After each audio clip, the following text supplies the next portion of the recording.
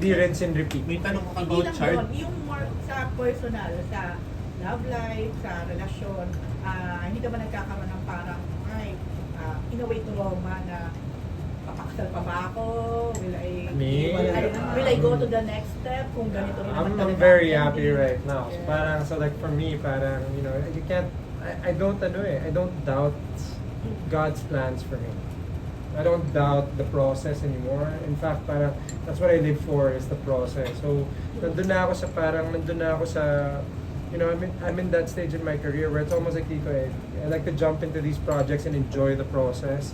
And then I take pride in doing whatever role. I can do theater, I can do TV, I can do TV, I can be the bad guy, I can be the good guy. I can do everything all together even. Kumbaga parang, that's how much I missed working because of the pandemic.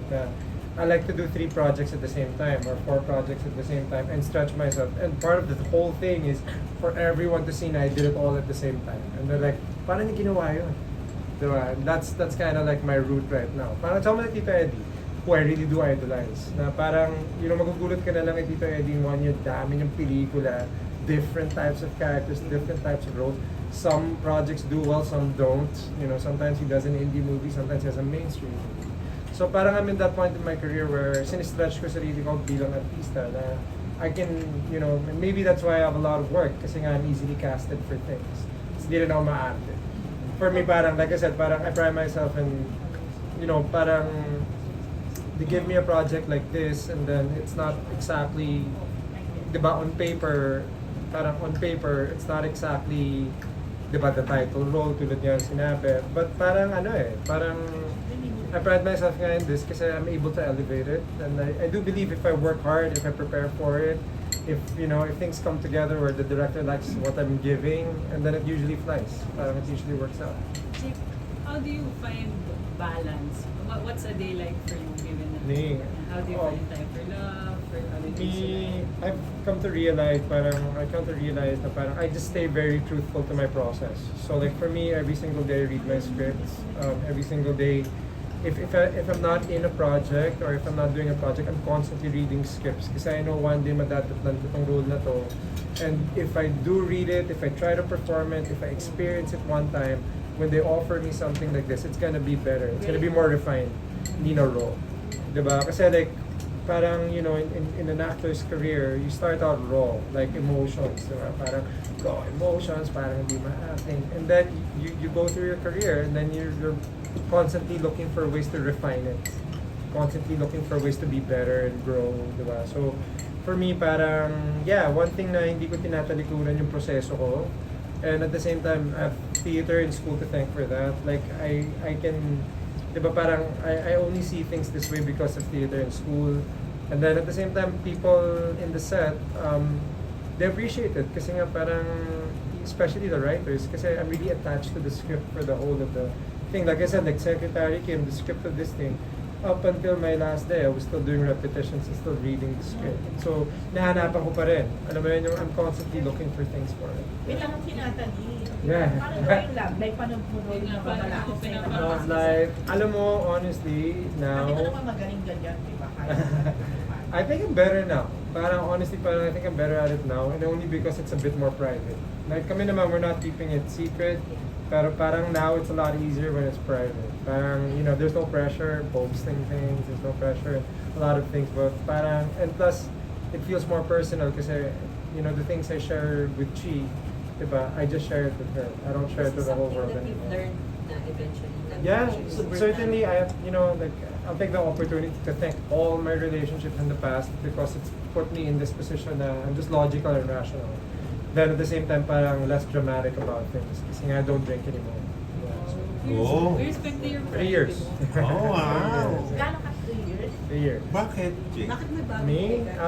You know, you get shot at by the cops. Bakit ka daw may bagong You get buhay? shot at Oh my by God. the cops. So after they're that? calling you things Oh without my having God. to know the story. You change things. At the same time, for me, kasi like, you know, I'm 36. So like for me, I also pride myself in being a man. So like you can't get caught in those type of problems anymore. I mean, hindi mo naman maiiwasan eh. Like a night like that, yung biglaan na nagitna ka sa ganun, hindi mo maiiwasan. Ang turning point yun? For me, yeah. 3 years certainly. ago ba yun? You know, when you almost die, you're gonna start to like You're gonna start to look at life differently. 3 years ago ba yun, Jake? Huh? 3 years ago yun. No, but I've quit alcohol for 3 years. Yeah, so I think that was 2 years ago. Pero Okay. I've been out of alcohol for 3 years. Mahirap ba, Jake, to quit? It's the hardest thing I ever had to do. Like, to be honest with you, to stop drinking, to say no, especially like to your bosses or like people in the industry, kasi nga they knew me a certain way. That it was hard. It was definitely one of the hardest things I ever had to do, but it was the best decisions of my life.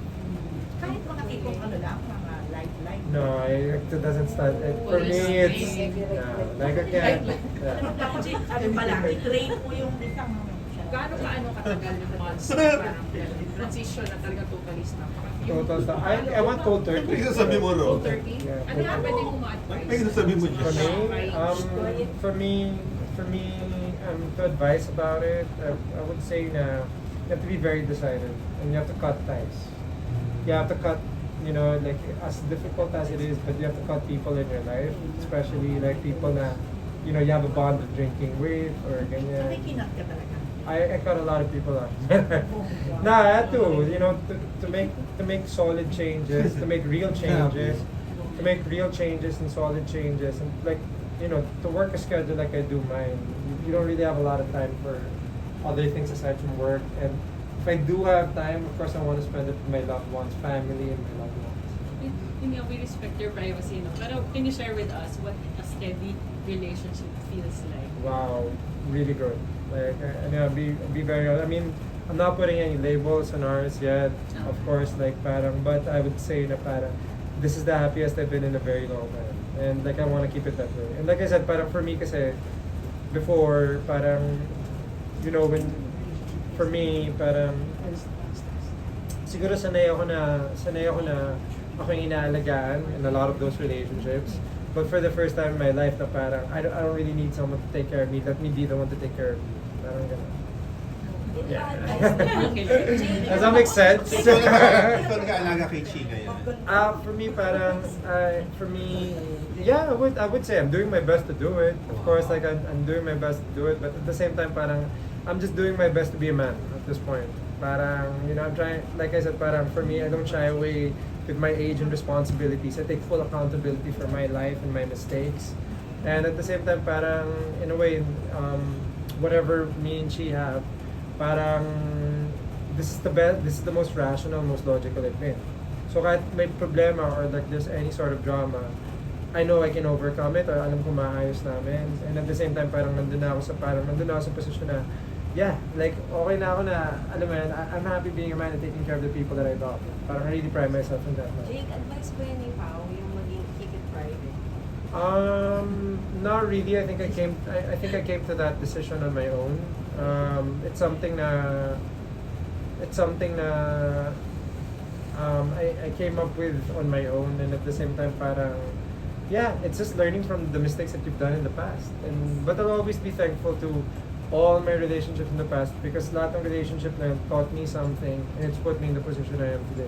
Is marriage something you believe in or see yourself in? Yeah, but I'm not rushing to it. And at the same time, parang, I have a number in my head, but also that I want to keep private.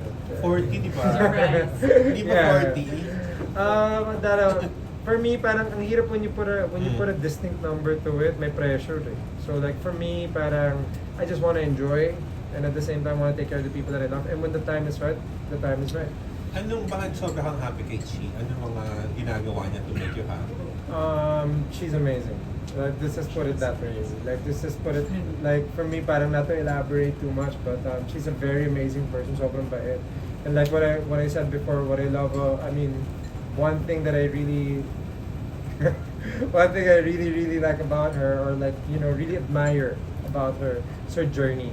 Sobrang pasensya niya. So, it's not something that she says to me, but she definitely teaches me patience. And patience is the hardest lesson to learn in this life. Diba? So, she's very patient. So, parang nangyayari, parang natututunan ko rin yun sa kanya. By her example.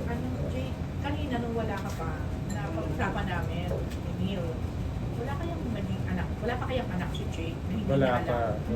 I can guarantee you 110%. Yeah. I can guarantee you 110% wala pa akong anak. Hindi ba, minsan kung kailan matanda na yung sinasabi, baby, saka mag-show up, Man, magkapakilala. sa panahon ngayon na may social media, I think if there's someone out there who has her, you can always DM that person and say, "Hoy, responsibilidad mo to, pargo mo to." And if I did have a son, I'd like for the woman to come out and say, kasi if I had a son, hindi ko pababayaan yun out there without any of my support or help. Nah, like, yung maganda naman sa, what's nice about life now, what's nice about being in this position or itong estadong ito, nakakatulong ka na sa kapwa mo. So, if I ever had a responsibility like that, I will never turn my back on that person. I mean, I will have that kid as my own and take care of that. At least, cargo ko yun.